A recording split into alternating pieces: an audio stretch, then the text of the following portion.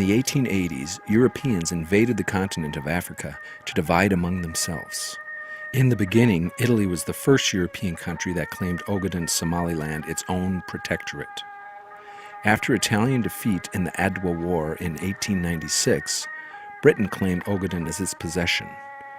1 year later, Britain ceded to Abyssinia, now known as modern-day Ethiopia. 37 years later, Italy occupied Ogaden again between 1935 and 1942. After the Italian defeat by the British in 1942, Ogaden was again controlled by the British military administration from 1942 to 1948. Finally, well after the end of World War II, Ogaden fell under the control of Abyssinian Ethiopian rule once again. The current turmoil and bloodshed in Ogaden is the consequence of a secret Anglo-Abyssinian agreement in 1897. The Ogaden comprise about 1/5 of the Ethiopian territory, ceded to Ethiopia in the late 19th century by the colonialists. The treaty permitted Menelik to expand his empire and claim that the Abyssinian Empire conquered the Ogaden territory. Nevertheless, the 1897 treaty was a complete infringement of the treaty between Somali chiefs and Britain between 1884 and 1886. From the time the British ceded Ogaden to Ethiopia to the present day, the livelihood of the people had confounded and remained downcast.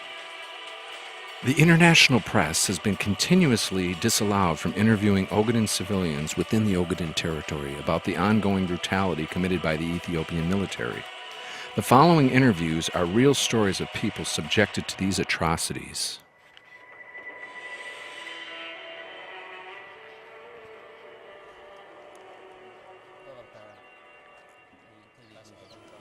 I fled from the Ogaden region colonized by Ethiopia, particularly from the Fik city in the Nogab province.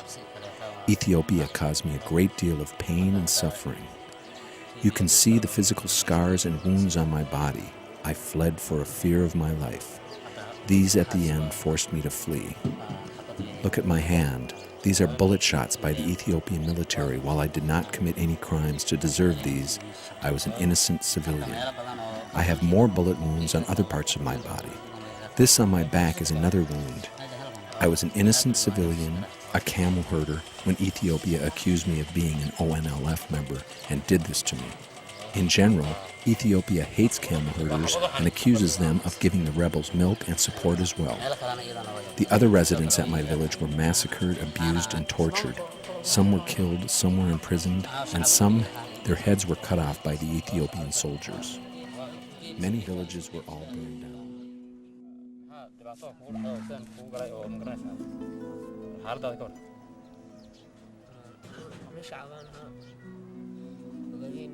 I am an Ogadenian civilian who lived in the Fik area of Region 5, specifically in a small village near Duhan town. In August of 2007, the Ethiopian army and the ONLF confronted in fighting somewhere not far from my village. The Ethiopian troops had inflicted heavy casualties. When they arrived in the village, they were frightfully angry and distressed. Then they turned against us.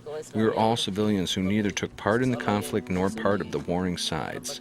The Ethiopian troops, however, indiscriminately started spraying bullets in all directions, and they killed anyone in the spectacle. It was about 2 p.m. when they shot me in the head, but fortunately the bullet hit me through the side. Look at this long scar on my cheek. It is a gunshot wound, now healed. They left me as a dead body, but God helped me survive out of the Ethiopian atrocity. There were many people in the village that Ethiopian soldiers killed. I could not remember the number.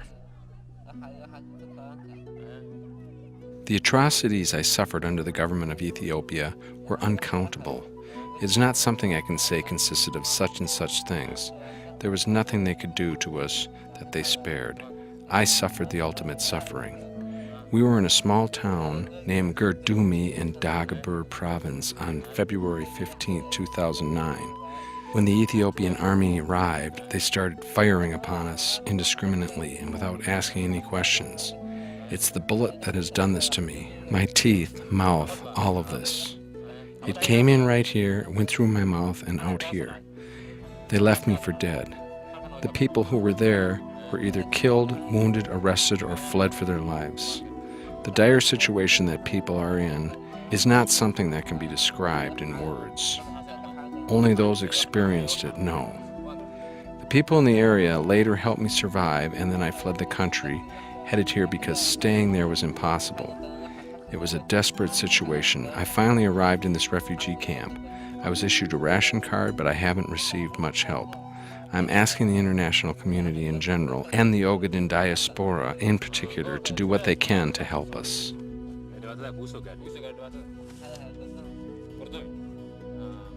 Here are some more stories of torture of Ogaden women in Ethiopia by Malez Zenawi's troops. They detained and divided us into different detention locations. Soldiers who attacked us were the federal police who came from Addis Ababa. The interrogators were also from Addis Ababa. I was in the central prison in Chigchiga with many other women. We had suffered continuous torture, rape, and strangulation. Soldiers put blankets on prisoners' heads with hot pepper chili smoke and rubbed it into their eyes. In some situations, they forced prisoners to drink salt water. They tied our legs with large wooden bars with heads down like bats. They used to throw us in water pools and suffocate us with plastic bags. They tortured men in shocking and inhumane methods. Soldiers tortured men in prison by tying their testicles with 10-liter containers filled with soil or water, then forced them to stand up with it. Some people in prison got electric shock torture. Others had their feet and arms tied back for weeks. For me, the soldiers had tied my arms back for 18 days. Look at these scars on my neck.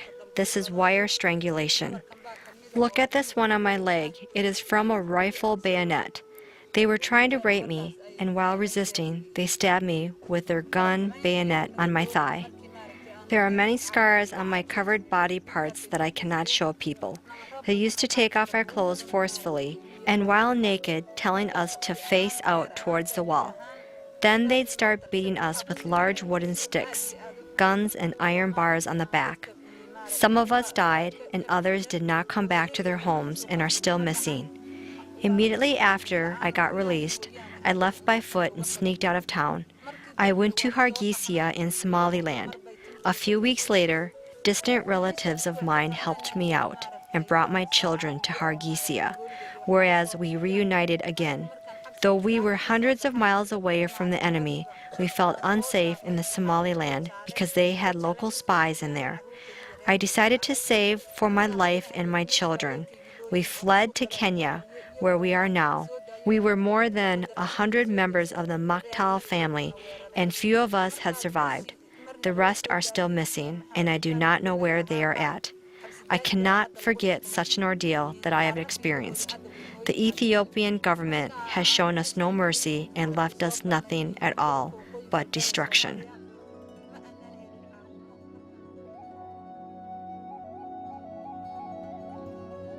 Checking whether the crime in Ogaden is genocide or not.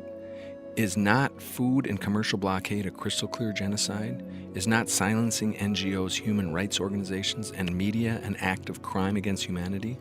Is not absolute mass murder genocide?